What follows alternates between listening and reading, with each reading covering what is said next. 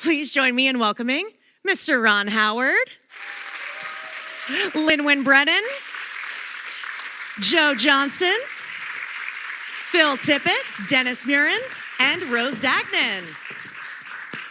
Returning with ILM was, of course, great with special effects. Although it was exciting to see that some of the breakthrough ideas in sort of technology were beginning to present themselves. Yeah, they started on Solo. And they did start on Solo. You mentioned one of the innovations that ILM was doing on Solo. Do you have an example? Well, it was sort of the beginning of the volume. We had a version of that for the Millennium Falcon cockpit. We had LED screens for the jump into hyperspace.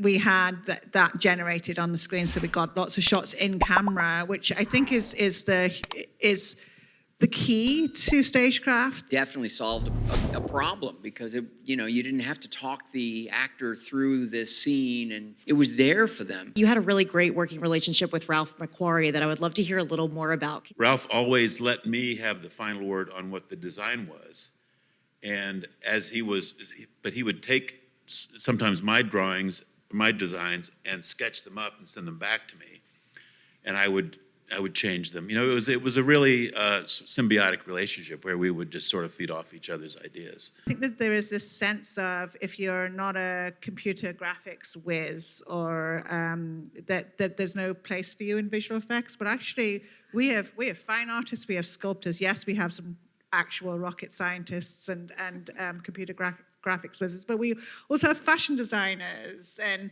it doesn't matter what your talent is, there is a place for you in the visual effects business. How has 3D printing affected? Because before you had to hand sculpt figures, but now you can just print them out. So yeah, how has it? It's been huge. You can 3D print out negative molds, and if you're doing we're doing a bunch of stop motion stuff for The Mandalorian.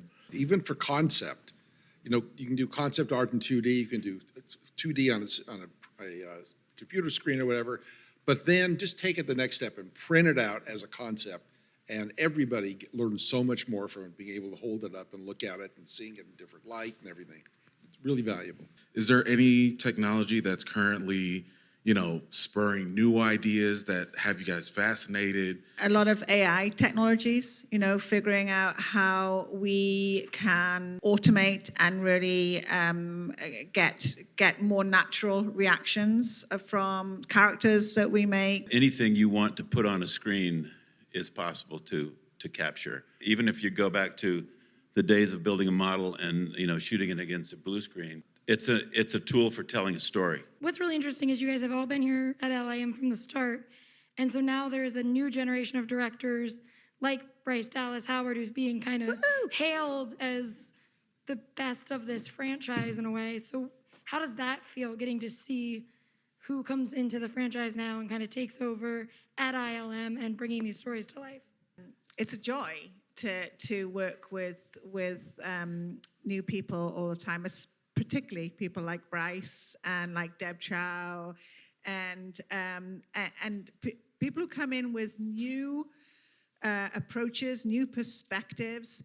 And when we're filming on a stagecraft volume, for example, that is something that is a very different way of filmmaking, and seeing the enthusiasm that people embrace, such a different way of filmmaking, and then add to it.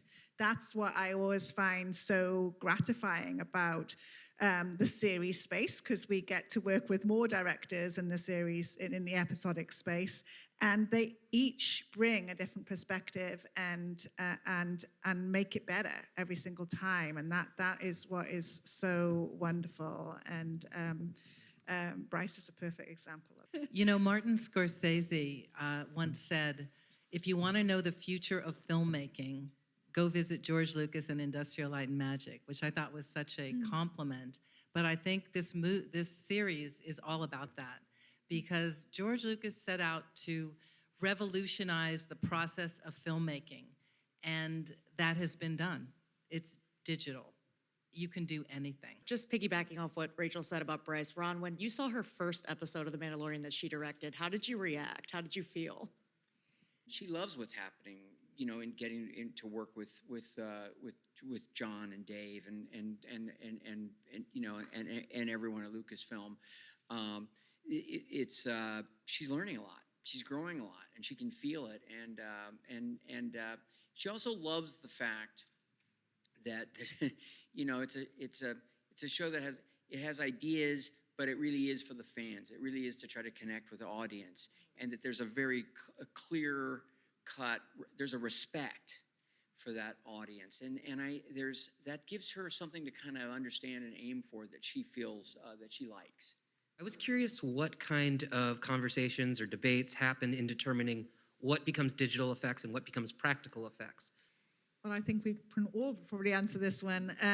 I think we have a constant mantra within ILM and Lucasfilm, best tool for the job, right? And so it all comes back to what is the emotional connection you want to make in the scene, and what's the best way to get that. And that can be, how do you get the best performance out of the talent on screen?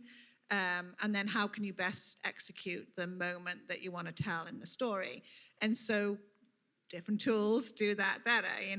There are moments in The Mandalorian where Grogu is a puppet and adorable, and and we can achieve the story point with a puppet, and then have that interaction with the actors on the screen and have that immediate response. And then there are times when you can't do it practically and you have to do it digitally, but because of the action that needs to take place. And that's where you see the magic, I think, within ILM, the fact that they're able to get that emotional feeling and living and breathing response within a digital character, and that just happens to be the right choice to make for that particular shot. And then it's a constant conversation with the director, with the visual effects crew, with the practical crew, and as to what is the best approach that's going to achieve that moment. Ron and Joe, you guys have been directing movies through these various almost generations of technology available. How has having all of these tools in your toolbox changed your job now that you can seemingly do anything? Well, for me, it is that possibility of kind of whatever's in your mind, whatever's in the mind's eye. You have a much better chance of actually realizing that. But there's some other practical factors. Being able to help suggest an environment on an exterior shooting day, you may not quite get the feeling that you want, but you can, if you get close to it, digital effects can help you sort of complete the image in a way. Or if you only capture it for a fleeting period of time, but you must finish the scene for practical reasons that day, you can go ahead and finish, and you have a much better chance of actually creating the continuity. Also, mini stunts are suddenly made much safer, simply because it's not a big deal. This is not fancy. This is not wildly creative. But to take wires out and do that wire removal, well, that makes a lot of very difficult stunts, much safer and even possible for actors to do themselves. That's exciting. Still, you do have this creative conversation because when actors can deal with something in a tactile way, of course it's much simpler for them. It's going to feel like a more honest moment. Sometimes the textures of sets and so forth are easier to deal with, better for cinematographers to light, better for, again, actors to be able to interact with, lean against, and so forth. So all of those kinds of decisions come into play. And then there's the question of money, because sometimes it's a huge savings to do it digitally, or sometimes it's a huge savings to find a location that already exists and make a small extension or build physically. So, it's just, as you said, right tool for the job. Joe, what would you say? Well, I always try to keep that vision like it's made out of rubber, because when you start shooting a movie, it's never going to be exactly what you thought it was going to be, and it's, you know, something's going to break every day, and things are going to go wrong, or an actor's not going to show up. And if you can sort of keep it very flexible, then sometimes you can determine, hey, how should I do this? Should this be a puppet, or should the shot be in the movie at all?